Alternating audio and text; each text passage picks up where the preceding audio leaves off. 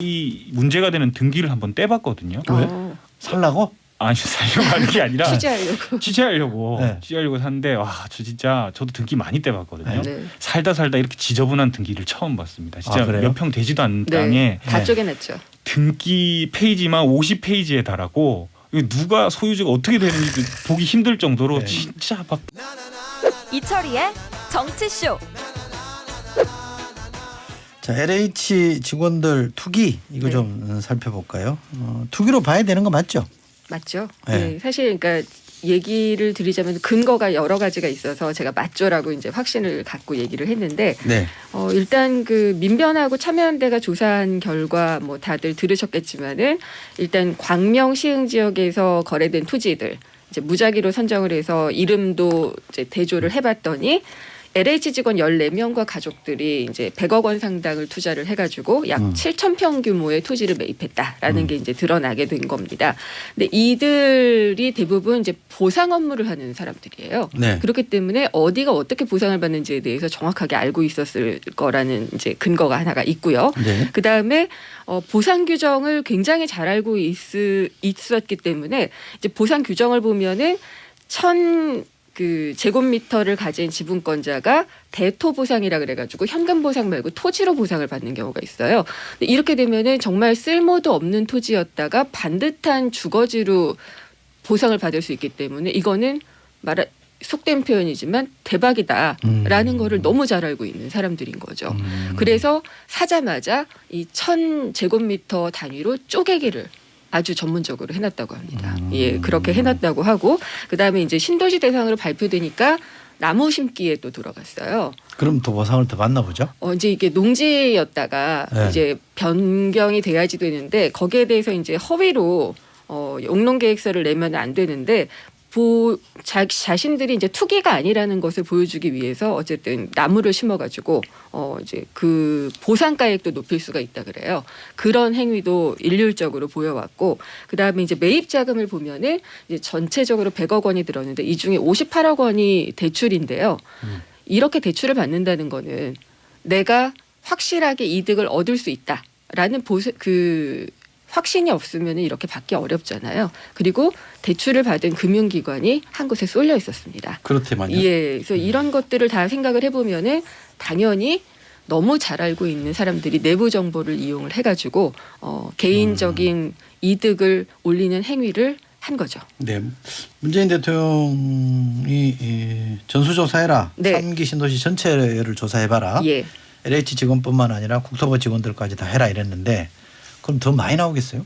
그럼요. 나오겠죠? 예, 국토부 옛날 얘기를 하자면은 국토부 직원들 중에 부동산 부자가 아닌 사람이 없다 이런 얘기들도 있었어요. 아 그래요? 예, 그러니까 이게 내부적으로는 이제 토지 보상법도 있고 그 다음에 이제 이게 법상으로는 사실은 이런 것들이 안 되게 되어 있어요. 근데 거기에 대해서 엄격하게 조사를 하거나 징계를 내린 적이 별로 없는 거예요. LH의 경우에도 이런 법상으로는 제도상으로는 만들어져 있지만 결국 뭐 징계를 하거나 뭐 더 나아간 경우에 해임을 하는데 해임을 하더라도 이 이득은 전혀 몰수하지 않아요. 근데 자본시장법에서는 그렇게 해서 그 미공개 정보를 이용해 가지고 이득을 올린 경우에는 이득의 5배에 달하는 그런 건 이제 주식 같은 걸 말하는 거죠? 그렇죠. 그렇게 돼 있는데 이 법상에서는 LH 직원들은 그냥 이득을 가지고 퇴직을 하면 되는 거예요. 근데 규정을 이렇게 허술하게 해놨을까?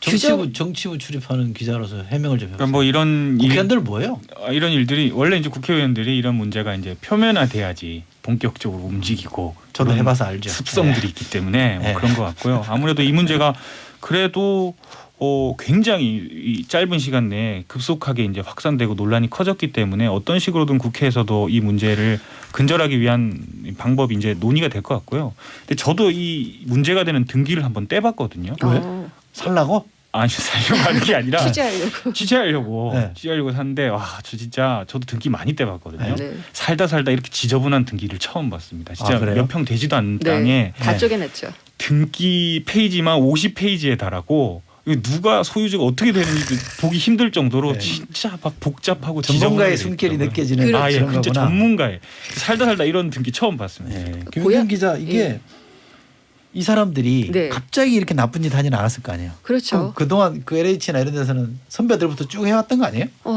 미안한 얘기지만. 그렇다고 제가 이제 단정지어서 이야기를 할 수 없지만 그런 소문들이 많이 있었고 그다음에 그러니까. 이제 지금 전수조사를 하게 되는 주무부처의 장관은 변창흠 장관인데 예. 바로 전에 LH 사장이었잖아요. 그렇지만요. 네, LH 사장이었는데도 불구하고 자신이 재직할 때 일어났던 문제에 대해서 최근에 이제 유체 이탈 발언을 하더라고요. 청렴도를 제고하도록 해라. 라고 얘기를 했는데 본인은 이런 것들이 있을 수 있다는 게 규정이 있기 때문에 규정이 있다는 거는 이런 일이 있을 수 있다는 거를 말해주는 거잖아요. 근데 적발하거나 처벌하거나 한 게 최근 5년간 한 번도 없더라고요. 그러니까 고양이한테 생선을 맡겨놓은 격이 된 거죠. 이 14명인가 이 사람을 탓하면 되죠. 변창흠 장관이야. 그 친구가 잘못해서 뭐 근데 그랬다고 뭐 조직의 또 얘기한 적이 장애니까 있으니까. 예, 책임을 면하기는 어렵지 않을까 저는 이런 생각은 들고요. 아니 근데 요즘 같은 시대에 이렇게 대놓고 하죠. 아, 저는 진짜 깜짝 놀랐어요. 진짜. 차명도 아니고. 자기 이름으로 했다는 게 그러니까요. 어떻게 보면 굉장히 순수하다고 해야 될까? 아니면은 이거는 한 번도 걸리지 않았으니까 자기 그러니까요. 이름으로 그냥 예. 거래를 했다라는 거잖아요. 근데 그 어떤 직원이 그 블라인드라는 앱 있잖아요. 네. 익명을 거기 올렸는데 뭐 우리는 그거 투자 못하냐.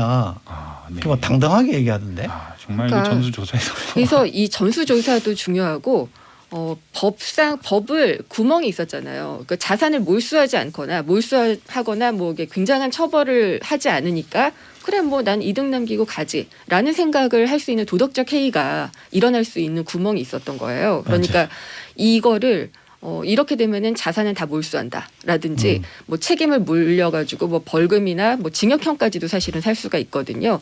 그러니까 근데 이 사람들이 주장하기로는 나는 보상 업무만 했지 지정 업무를 하지 않았기 때문에 몰랐던 것이다라고 분명히 주장을 할 거예요.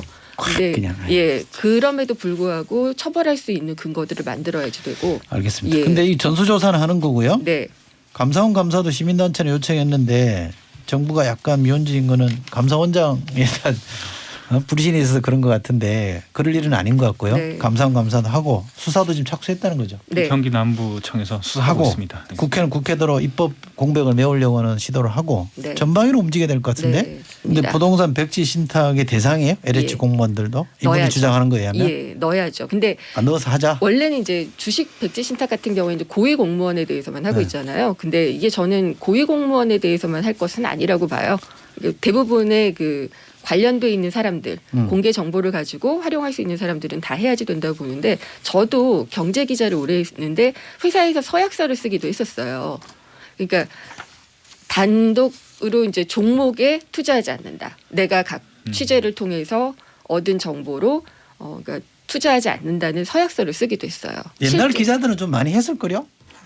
미안한 얘기지만 저도 옛날 기자이기도 한데 무슨 옛날 기자예요 지금 아주 그 정도까지는 아닌가요? 아직 근데 다 퇴직하신 분들. 근데 그런 서약서를 쓸 만큼 그리고 이렇게 마음의 어떤 그 부담이나 책임감을 가지고 있어야지 인간의 욕망은 제어하기가 어려운 것 같아요. 그렇기 때문에 제도가 절대로 허술해서는 안 되고 그동안의 관행이었다. 이거 절대로 용서하면 안 되는 거죠. 소급 적용해야지 될 것 같다는 생각까지. 제가 재밌는 얘기 하나 해드릴까요? 제가 네. 이제 청와대 행정관 할 때 DJ 정부 때 행정관 했는데요. 우연히 무슨 얘기를 들었어요? 네. 그 이제 한참 지난 뒤에 친구들하고 그런 얘기하다가 그때 뭐 그런 얘기 들었다 그랬더니 그 친구들이 야 그걸 지금 얘기하냐 이거 듣자마자 얘기를 했어야지. 주식 투자해서 내가 돈 좀 벌었을 좋은 텐데. 정보인데. 저는 그게 주식이 돈이 되는지 안 네. 되는지 모르잖아요. 한 번도 안 해봤기 때문에. 지금도 한 번도 안 해봤거든요. 네. 제가 이렇게 청렴하게 살았는데 말이에요. 청렴한 거 좋죠. 왜 몰라주는 거예요? 제가 아니, 모르지 않습니다. 인정하겠습니다. 네. 네. 존경하겠습니다. 네. 이건 플렉스도 아니고 뭐지? 이건. 플렉스, 청렴 플렉스.